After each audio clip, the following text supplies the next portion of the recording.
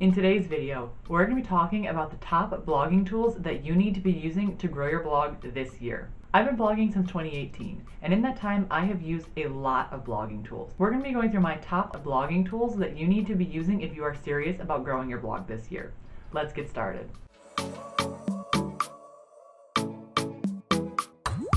Hey, my name is Sarah from Businesswomen Thrive, and my passion is teaching you how to start and run a successful blog. And one of the things that you need to run a successful blog is these blogging tools.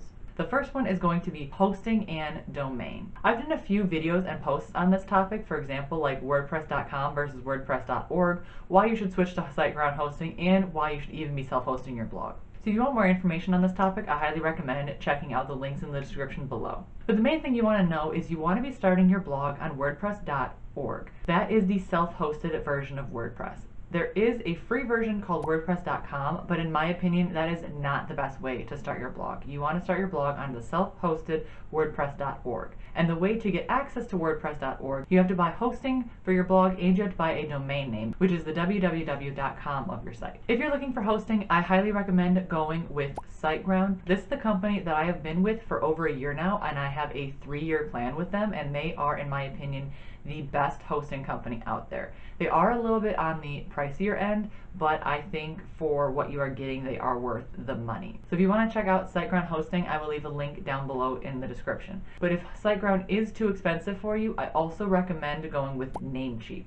This is the hosting company that I started out with, and when I got enough money to upgrade, I upgraded to SiteGround. So if you're interested in looking at Namecheap, I'll also leave a link to them down below in the description. They are great for starters, and then I recommend once you make enough that you upgrade to SiteGround. But either option is good for starting a blog with. And you can buy your hosting and your domain from either of these options. The second blog tool that you're going to want is a theme. You can get a free theme for your blog, but I highly recommend, if you have the money, to put out just a little bit of extra money to get a premium paid theme for your blog. There are a lot of reasons why you want to get a paid theme. They are the most updated themes. You can do a lot more customization options. They just overall look and feel better and make your blog look more professional if you have a paid theme. And if you're not sure where to go for any themes, I have a link down below to Creative Market, and it goes directly to a bunch of my favorite themes. The thing about themes is you can end up spending a lot of money. You can get a custom theme for up to thousands of dollars, or you can get pre-made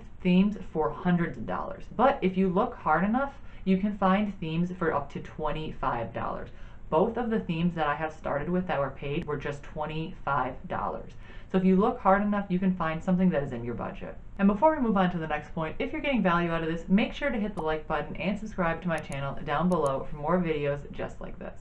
The third tool you want to be using is Canva.com. I love using Canva. I am on Canva multiple times a week, and I use it to create all of the graphic design for my blog. I use it for Pinterest pins, blog photos, my YouTube covers, my YouTube pop-ups. Pretty much everything that I have done graphically for my blog has been done on Canva. You can use the free option of Canva. There are a lot of tools and resources there for you on the free Canva, but if you can afford it, I highly recommend getting Canva Pro. I upgraded to Canva Pro about a year ago, and I have absolutely no regrets. There is so many more features when you use Canva Pro. For example, you can resize your photos easier, you can create more folders for organization, there is a lot more templates that you can use, and my favorite thing is you can use more of their blog photos and their graphical elements. When you're on Canva, if you have the free version, you might notice that a lot of the photos have a little pro tag underneath them, or a lot of the graphical elements have a pro tag underneath them. That just means you have to pay for the photo or the graphical element itself, or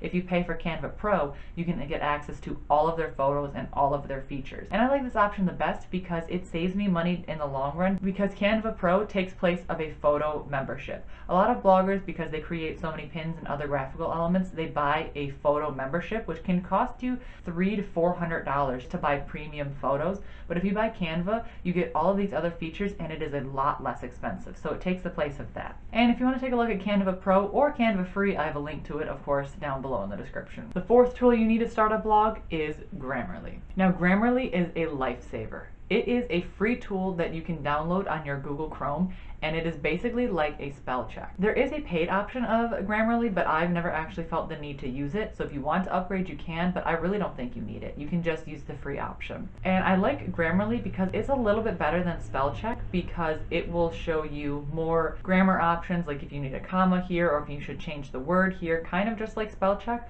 But because it's on Google Chrome, whenever you're using Google Chrome, it works on pretty much all websites. If I'm creating a Pinterest pin in Canva, Grammarly will tell me when I've spelled a word wrong. It'll also work on Google Docs, and when I import that blog post into my site, it'll actually tell me on my site as well when something is misspelled. So it just works as a better spell check because it works on multiple different sites because it is downloaded on Google Chrome. The fifth blogging tool you need to be using is plugins. So if you have a WordPress.com site, you don't really have to worry about plugins too much because you have to pay to actually use plugins, and then I believe you have to pay for those plugins to get them on your site. But if you're using WordPress.org, you can get a bunch of free plugins on your site. And a plugin is basically just something to make your blog more interactive or give you more stats to your blog. I have a whole blog post and a video on all of the plugins that I use on my blog that I think are useful. So I'm not going to get into all of them in this video, but I will leave links to those in the description if you want to check out what plugins I use on my blog. The sixth blogging tool you want to be using is ConvertKit.